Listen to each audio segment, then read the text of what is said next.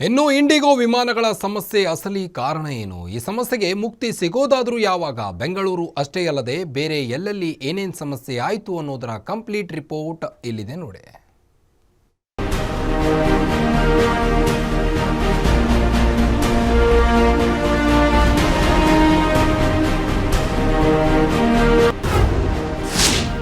ರಕ್ತಸ್ರಾವ ಆಗ್ತಿದೆ, ನನ್ನ ಮಗಳಿಗೆ ಸ್ಯಾನಿಟರಿ ಪ್ಯಾಡ್ ಕೊಡಿ ಪ್ಲೀಸ್.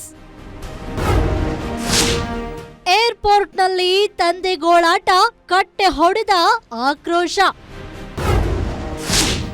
4 ದಿನಗಳಿಂದ ಪ್ರಯಾಣಿಕರ ಗೋಳು ಕೇಳೋರೇ ಇಲ್ಲ.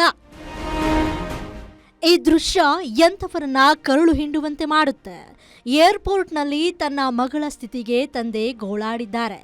ನನ್ನ ಮಗಳಿಗೆ ರಕ್ತಸ್ರಾವವಾಗ್ತಾ ಇದೆ, ದಯವಿಟ್ಟು ಸ್ಯಾನಿಟರಿ ಪ್ಯಾಡ್ ಕೊಡಿ ಅಂತ ಏರ್ಪೋರ್ಟ್ ಸಿಬ್ಬಂದಿಯನ್ನ ಅಂಗಲಾಚಿ ಪರಿಪರಿಯಾಗಿ ಬೇಡಿಕೊಂಡಿದ್ದಾರೆ.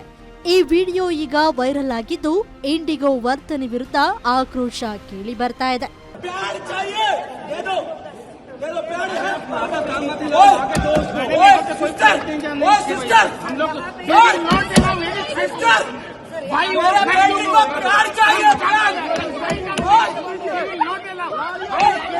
मेरा बेटी का ब्लड आ रहा, ब्लड नीचे से ब्लड आ रहा, प्यार चाहिए, दे दो।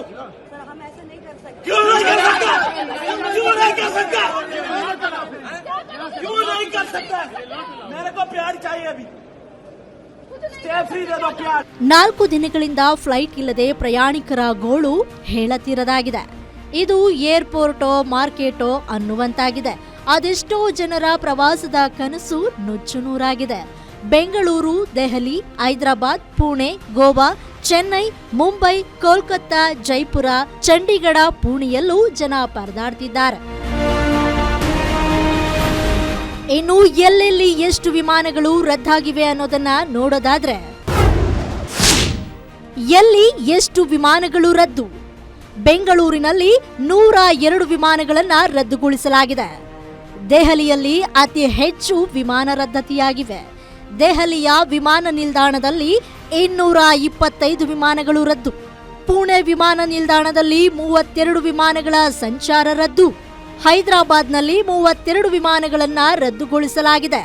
4 ದಿನಗಳಲ್ಲಿ 1800ಕ್ಕೂ ಹೆಚ್ಚು ವಿಮಾನಗಳು ರದ್ದಾಗಿವೆ.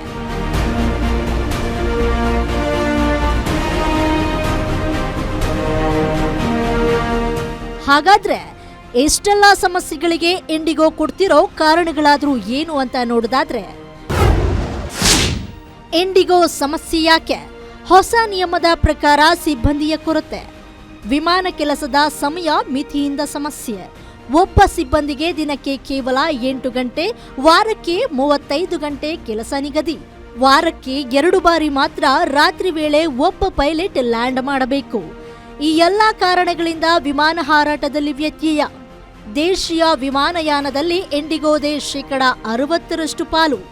ನಿತ್ಯ ಈ ಸಂಸ್ಥೆಯ ಸುಮಾರು 2400 ವಿಮಾನಗಳ ಸಂಚಾರ. ಬಹುತೇಕ ಪ್ರಯಾಣಿಕರು ಇಂಡಿಗೋವನ್ನೇ ಆಶ್ರಯಿಸುತ್ತಾರೆ.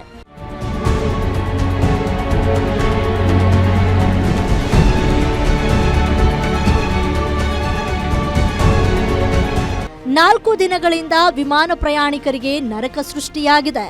ಈ ಸಮಸ್ಯೆಗೆ ಯಾವಾಗ ಮುಕ್ತಿ ಸಿಗುತ್ತೆ ಅನ್ನೋದನ್ನ ಕಾದು ನೋಡಬೇಕಾಗಿದೆ.